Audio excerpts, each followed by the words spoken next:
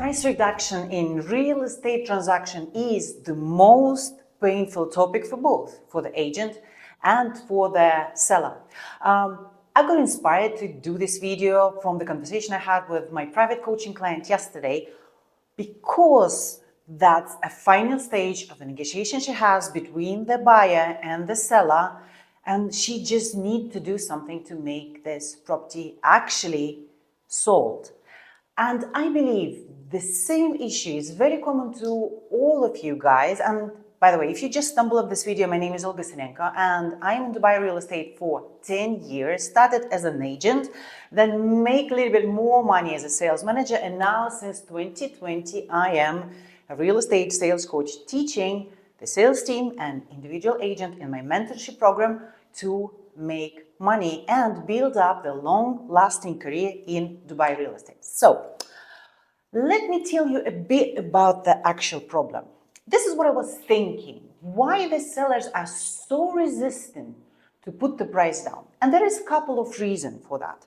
First, when the agent is actually getting the listing, they are so happy, so enthusiastic, happy ears, completely yes man, absolutely agreeing on each and everything that the seller wants. Would you able to get me this price? Would you able to sell for this price? Yes, Mr. Seller, absolutely. This is exactly what we want to do.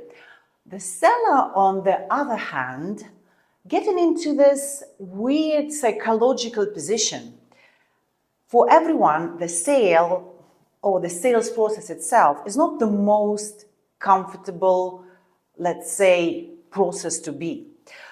It's basically a battle between the seller and the buyer who's going to win. And the winning meaning, if I'm going to have the highest possible price as a seller, if I want it, or as the buyer, I want to get the lowest possible price. And in both minds, the seller and the buyer, the winner takes the price. So for the seller, look from his perspective. Dropping the price, decreasing the price is simply showing to the world, guys, that's me, I'm losing. But I was thinking that I'm going to be able to sell with this price, but I'm not. And I have to announce it to the world through the portals that my price is now lower. And it's a painful position to be. Wouldn't you agree? So, having that said, I'm going to walk you through 3 steps on how to make this process for the seller and for the buyer, mainly for you, less painful and actually enjoyable, and actually, conversational in a way when the seller will offer to reduce the price himself. And there is a couple of steps in a price reduction which you have to follow. And step number 1, whenever you get in the listing, you have to discuss the roadmap of the sales process. Not in a way that you have like a boxing match. Oh, Mr. Seller, I think that your property should be listed with this price. Look at the statistics. This is what the portals are giving us. Look at the statistics of the latest transaction. We have to put the price at this point. This is very logical. And I do see why a lot of agents are so surprised that the sellers are not agreeing with them. They're just like, boom, boom, Mr. Seller, are you done? You're never going to be able to sell your property with this price. That's a very difficult conversation to be. Most probably you're not going to win the listing that way. That's why the agents are jumping into a different strategy, saying, yes, absolutely, we're going to do it. Let me just get this listing, and then I'm going to get the seller to reduce the price. And I assume if you're watching this video, it doesn't work for you that well, at least 50% of the time. And if you want to get it up to the 90% of the time, you have to start with discussing the roadmap. Flipping it in terms of, yes, Mr. Seller, it's your property, of course. You can list it. Make sure you say list it with any price you want. It's absolutely, it's your choice. You decrease in the resistance, you're not battling You don't bring in the evidence yet. But in the end of the day, Mr. Seller, who do you think will determine the actual price your property will be sold? And you shut yourself up and be comfortable with the silence, because when the silence is happening, this is the process when the seller is actually thinking what to answer. And when someone is thinking what to answer, the change of the neurological pathway is happening, because we need to shift the mindset of the seller from I am the best one, I can do whatever I want, everyone's just going to come and obey me, and the buyers are desperate to buy anyway, to what actually going to happen? How the people are actually buying? If you wait long enough, and if you're not going to bail him out with helping him to find the answer, he will probably get to the point, well, it's probably the buyer who will decide what's the actual property worth, because he's going to be giving the offer. And you say, well, of course. And just to put you in a position of the buyer, how do you shop yourself, Mr. Seller? Whatever you're thinking of buying something, or you're just looking on the portal, well, how you purchase this property exactly? And he will say, well, I don't know, I just look features and benefits, blah, blah, blah, and then which other criteria you consider, and he definitely gonna come down if you're gonna let him, not tell him, but wait for him to respond to your question. This is the biggest mistake the agent made. He doesn't care what you think. He has to come to this realization on his own and hear it not from your mouth, from his own mouth. So whenever he's gonna come back with, well, I'm actually looking at the price. Yeah, well, it makes sense. And when you're saying looking at the price, what do you mean exactly? I'm looking at the, kind of cheapest possible price. And this is when you interject and say, well, fair enough. Would that be, I don't know, real to say that each and every buyer going to more or less think that way? Yeah, well, definitely. And that's enough for you at that stage. Don't try to push him anymore. You plant the seed and he's now thinking, okay, so what is actually me not trying to go against the grain, pushing the price when the buyer is not going to be even interested in my property? What's the point? The second step is to do a weekly update on how his listing, his property is performing. And the update should be not in terms of, look, Mr. Seller, the price is too high, I've got 0 inquiries, blah, blah, blah, should we put the price down? No, you don't have to do it.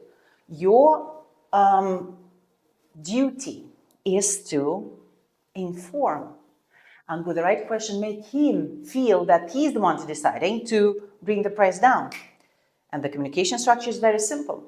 Mr. Seller, just giving you updates. I just send you the message. I just send you the PDF or whatever form you are sending him. If you do not, you start doing this. And you can see that we had quite good visibility. You've been showing in the XYZ searches. A lot of people seen, that many people clicked. However, we were not able to generate qualified buyers. So the people who were calling me, they were like really giving me lowball offers, and I was not even thinking of bringing them into the villa because the offers they were giving is just like too low. Saying that, what do you think, Mr. Seller, is, market trying to communicate us? What do you think that means? And again, please keep your mouth shut and let him think. Let him tell himself, like, well, I don't know, maybe we should put the price down. And this is when you interject. Okay, well, what do you think is the reasonable for you, taking in consideration that our goal, Mr. Seller, is to attract the most buyers who are looking to have the property in your area and to bring them through the door so they can fall in love with the amazing unit that you have, because the sellers think that their unit is the best. But how the buyer is going to be able to see that if they're not even finding your unit in the search? Okay, well, let him respond to that. And then the final push. The final push, that's exactly the situation which happened with my agent. She had a buyer who gave an offer, but the offer was not as per expectation of the seller. But the seller, because he was, I would say, waiting for 3 months for a miracle to happen, he put himself in a position that he now had to sell. And he already happy to come down to the price that was initially possible for him, and he had an offer in the beginning of his sales process. So now, after 3 months, he's ready to come down to this price, but the offer that he has is still lower. The price which is advertised on the portal, of course, is higher, 100,000, than the offer he is ready to accept. So what do you think, as the agent who wants to help to the seller, you should do? Beg the seller to put the price down?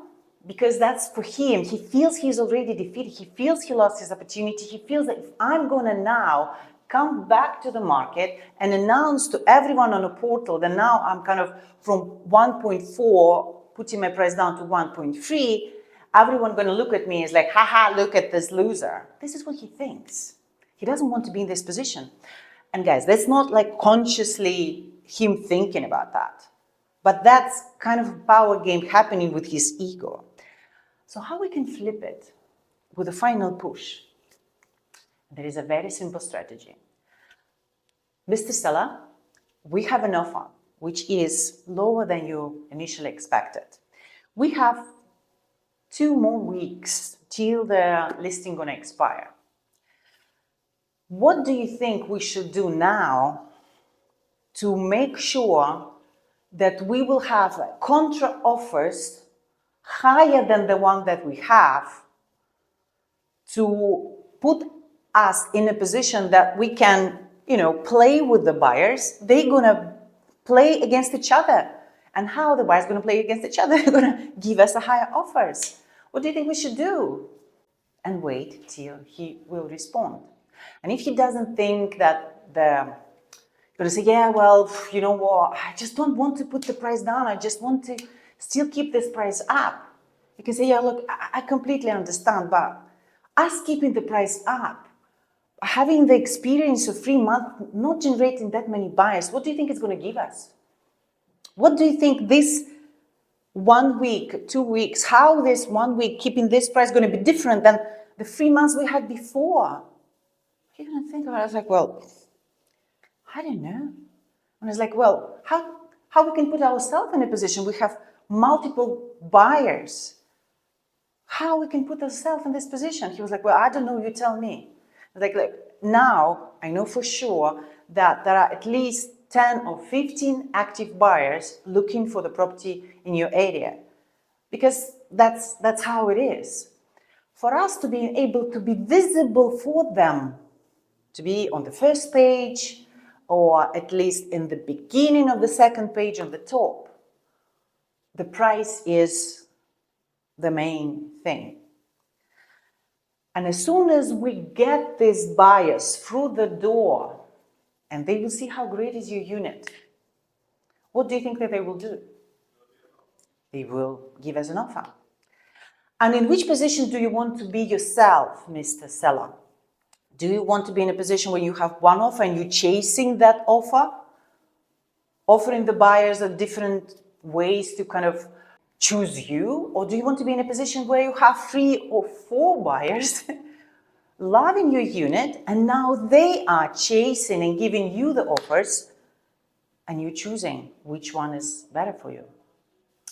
I hope that was productive, and if you have still any questions, comment down below, and we can connect on my social media. I am happy to keep serving you.